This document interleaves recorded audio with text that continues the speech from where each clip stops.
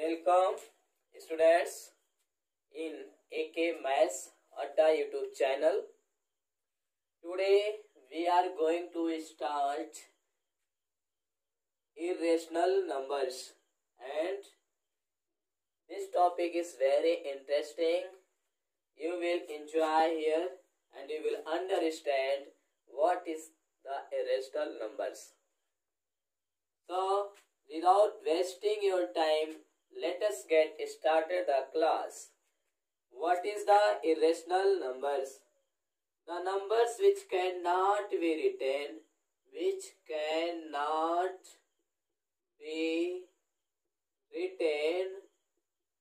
in P by Q form, where P and Q both are integers, but the value of Q must not be equal to 0. मैंने बताया कि वो number जो P by Q के form में ना लिखा जा सके, जहां P और Q क्या है, इंटीजर है, लेकिन Q की वैल्यू 0 नहीं होनी चाहिए।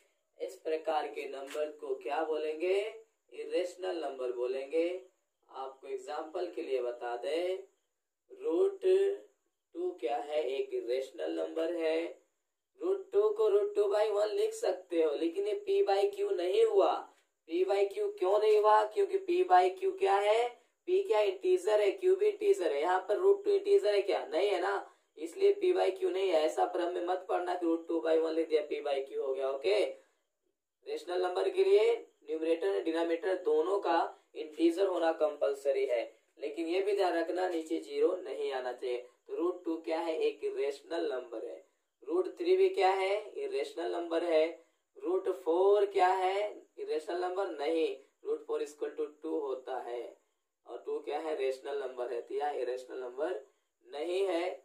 √5 इरेशनल नंबर है, हाँ है। √6 भी है, √7 भी है, √8 भी है, लेकिन √9 इरेशनल नंबर नहीं होगा, क्योंकि √9 को आप 3 लिख सकते हो। सिमिलरली √16 इरेशनल नंबर नहीं होगा, √25 इरेशनल नंबर नहीं होगा। इसी तरह से जो परफेक्ट स्क्वायर नंबर है उसका रूट इरेशनल नंबर नहीं होता, बाकी जनरली इरेशनल नंबर होता है। ठीक, यहाँ तक समझ में आया होगा अच्छे से। अब हम पढ़ लेते हैं कि इरेशनल नंबर का डेसिमल रिप्रेजेंटेशन क्या होता है। अच्छा, एक क्वेश्चन पूछते हैं आपसे, ये बताइए रेशनल नंबर का डेसिमल रिप्रेजेंटेशन क्या होता है। Very good, non terminating repeating होता है। और इरेशनल नंबर का डेसिमल रिप्रेजेंटेशन क्या होगा, non terminating non repeating, NTNR, non terminating non repeating. इसका एग्जाम्पल लिख देते हैं नॉन टर्मिनेटिंग नॉन रिपीटिंग का। बताइए, 0.01 001 00001 0001 एंड सो ऑन। ये कैसा नंबर है, टर्मिनेटिंग है? नहीं, टर्मिनेट नहीं हो रहा, खत्म नहीं हो रहा, इसलिए टर्मिनेटिंग नहीं है। तो क्या हो गया, नॉन टर्मिनेट। क्या रिपीटिंग मिल रहा है आपको कहीं? रिपीटिंग भी नहीं है। 0101 थोड़ी आ रहा है, 01001 आ रहा है, रिपीटिंग भी नहीं है, इसलिए कैसा डेसिमल रिप्रेजेंटेशन है, non terminating non repeating.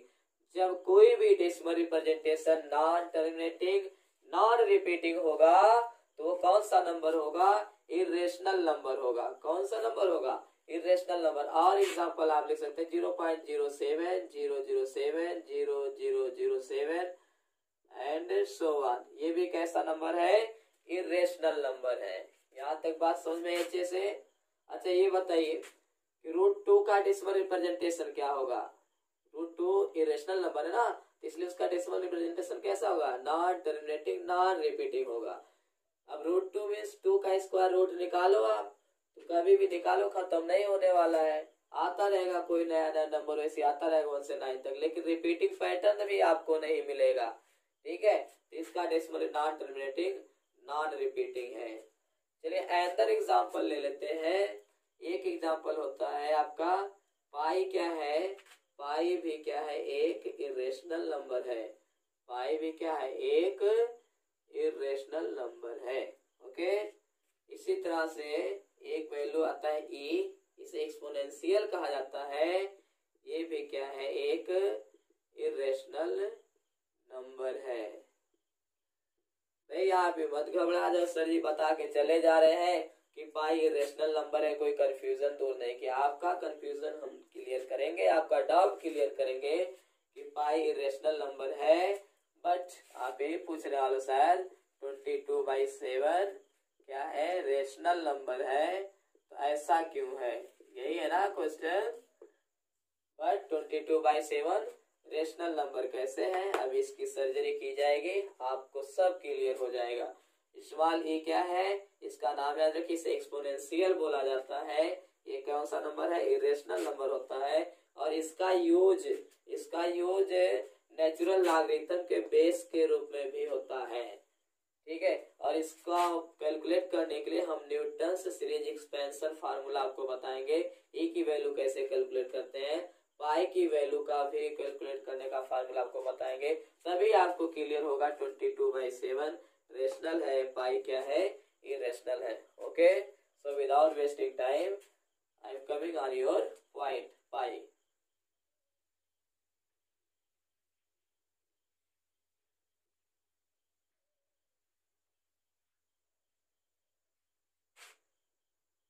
What is pi? Pi is an irrational number.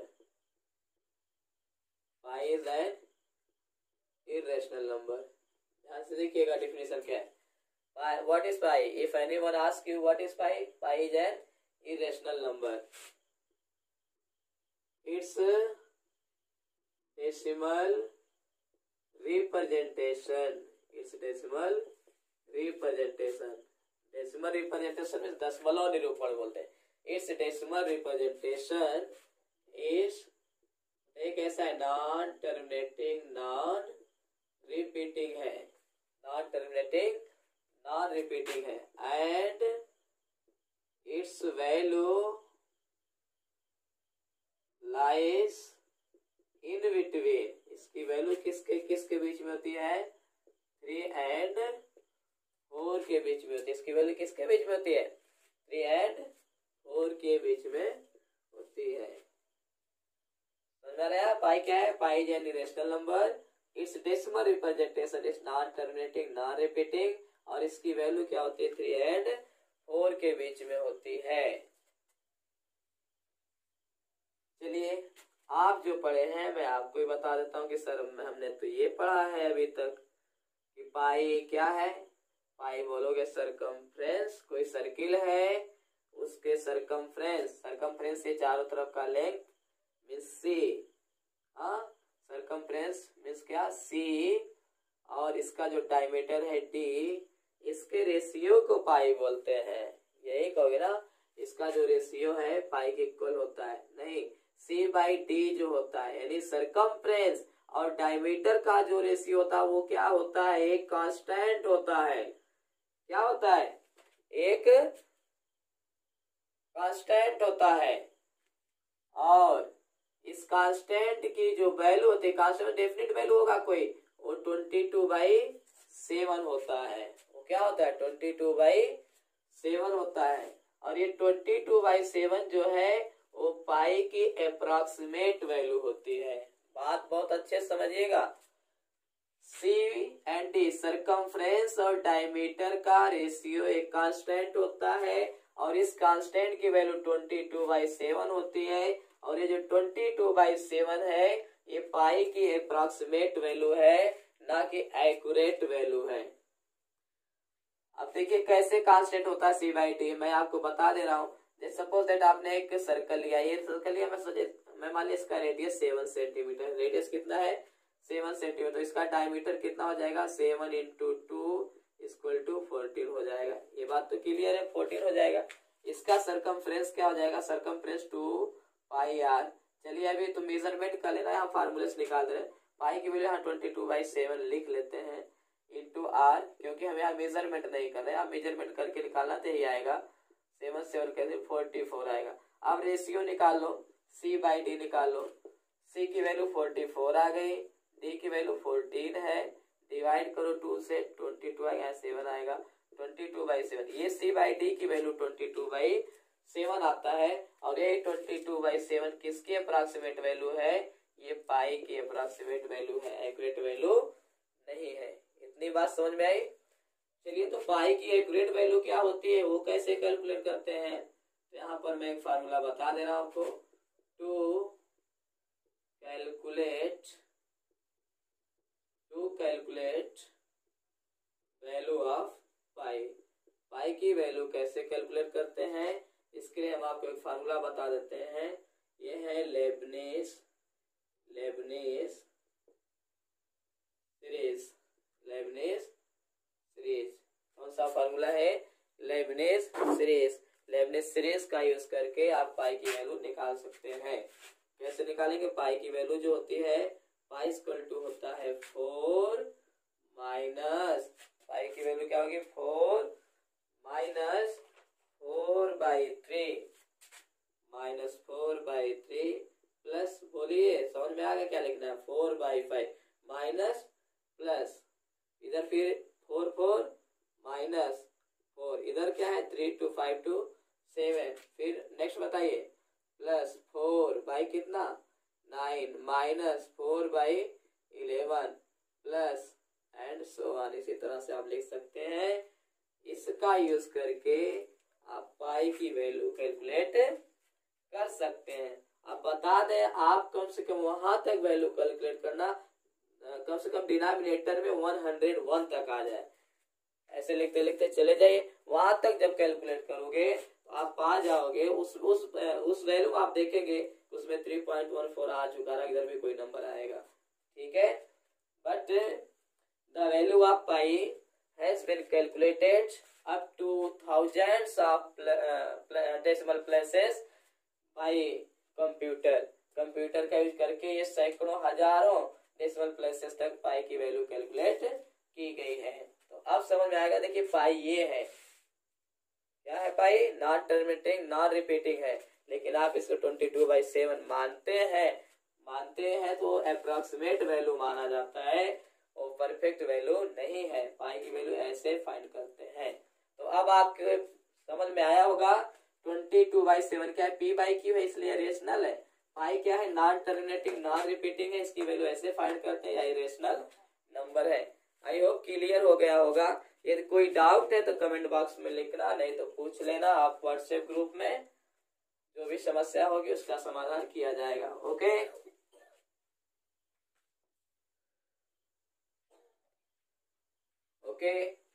चलिए बात करते हैं स्मॉल ए की। What is small A? Small A is exponential. अभी आप एक्सपोनेंशियल पूछेंगे तो बता देते हैं। एक जैसे देखिए एक्सपोनेंशियल टर्म का, इसकी पावर जो थी ना, पावर कोई वेरिएबल होता है, उस टर्म को एक्सपोनेंशियल टर्म का, जैसे हम लोग 2 पावर x तो एक एक्सपोनेंशियल टर्म है, ठीक है। आप यहाँ पर समझे e एक्सपोनेंशियल है, कॉल्ड एक्सपोनेंशियल टर्म, और ये यूज किया जाता है, it is used as base of natural logarithm. Natural logarithm के बेस के रूप में यूज किया जाता है। And it is non terminating non repeating decimal representation, and value of e lies in between 2 and 3, ठीक है। ये क्या है? एक्सपोनेंशियल टर्म है। ये कहाँ यूज होता है? नेचुरल लॉगरिथम के बेस के रूप में यूज होता है। इसकी वैल्यू किसके बीच में होती है? 2 और 3 के बीच में होती है। इसकी वैल्यू 2 और 3 के बीच में इसकी वैल्यू होती है, और इसकी अप्रॉक्सीमेट वैल्यू जो होती है, लगभग e की जो अप्रॉक्सीमेट वैल्यू होती है वो 2.718 ऐसे होती है। इतना लिख सकते, 3 प्लेसेस तक मैं बता दिया हूँ, बाकी आप कैलकुलेट कर सकते हैं। ई की वैल्यू कैलकुलेट करने का भी हम आपको फार्मूला बता दे रहे हैं। इतना समझ में आ गया ये क्या है, फिर से सुन लीजिए। ई को क्या कहते हैं, एक्सपोनेंशियल टर्म बोलते हैं। और ये कहाँ पर यूज होता है, बेस के रूप में, किसके, नेचुरल लॉगरिथम के। स्मॉल ई की वैल्यू किसके किसके बीच में होती है, 2 और 3 के बीच में होती है। इसका डेसिमल रिप्रेजेंटेशन क्या होता है, नॉन टर्मिनेटिंग नॉन रिपीटिंग होता है। और ई क्या है, एक इरेशनल नंबर है। How to calculate small E, calculating E कैसे कैलकुलेट करते हैं। यहाँ पर हमको न्यूटन्स एक्सपेंशन सीरीज बता रहा हूँ। इसी का यूज करके एक न्यूटन्स एक्सपेंशन सीरीज होती है, आप इंटरमीडिएट में पढ़ेंगे उसको। e पावर x फार्मूला होता है, वही चीज है। उसी का यूज करके हम स्मॉल e की वैल्यू कैलकुलेट करते हैं। ठीक है, तो हम डायरेक्ट स्मॉल e की वैल्यू बता रहे हैं, कैसे निकालते हैं। इसका फार्मूला होता है e = 1 + 1 upon factorial 1 + 1 upon factorial 2 + 1 upon factorial 3 + 1 upon factorial 4 plus dot dot dot dot. अभी समझ गए होंगे क्या लिखना है। अब एक नया टर्म फैक्टोरियल आ गया। फैक्टोरियल देखकर घबराना थोड़ी है आपको, फैक्टोरियल बहुत इजी टर्म है ना, फैक्टोरियल बहुत इजी टर्म है। यहाँ पर याद रख लीजिए, फैक्टोरियल 0 की वैल्यू कितना होती है, 1। फैक्टोरियल 0 की वैल्यू कितना होती है, 1। और फैक्टोरियल 1 की वैल्यू कितना होती है, 1 ही होती है। फैक्टोरियल 2 की वैल्यू क्या होगी, अब यहाँ से शुरू होता है। देखिए जो फैक्टोरियल बोल रहा है वहां से शुरू करो, फिर मल्टीप्लाई करो पीछे के साइड में, 2 है ना, इसके पीछे क्या आएगा, 1 आएगा। 2 × 1 क्या आ जाएगा, 2 होता है। फैक्टोरियल 2 की वैल्यू 2 होती है। फैक्टोरियल 3 की वैल्यू 3 मत बोल देना। देखिए 3 से स्टार्ट करोगे, फिर पीछे आओगे 2, उसके पीछे 1, अभी क्या आएगा, इसकी वैल्यू 6 आ गई। चलिए आप बता दीजिए फैक्टोरियल 4 की वैल्यू क्या होगी, 4 × 3 × 2 × 1 कितना आया, 24। फैक्टोरियल 5 की वैल्यू बोलिए, 5 × 4 × 3 × 2 × 1 कितना आ जाएगा, 125। 5 4 जा 20, 3 जा 60, 2 जा 100। फैक्टोरियल 6 की बोल दो, 6 × 5 × 4 × 3 × 2 × 1 कितना आ जाएगा, 720। कैलकुलेट कर लेना, ये वैल्यू आप कैलकुलेट करते जाओगे तो ए की वैल्यू आप पा जाएंगे। ठीक है, non terminating non repeating. I hope clear हुआ होगा। और ये 2 क्वेश्चन कॉम्पिटिटिव एग्जाम में पूछे जाते हैं। आपको 4 ऑप्शन दिया जाएगा, इसमें से कौन सा, which one is irrational number out of this. 4 option दिया जाएगा, उसमें ई का पाई लिख सकता है, 22/7 लिख देगा, 3.14 लिख देगा। ठीक है, ऐसे बहुत सारे वैल्यू लिख देगा।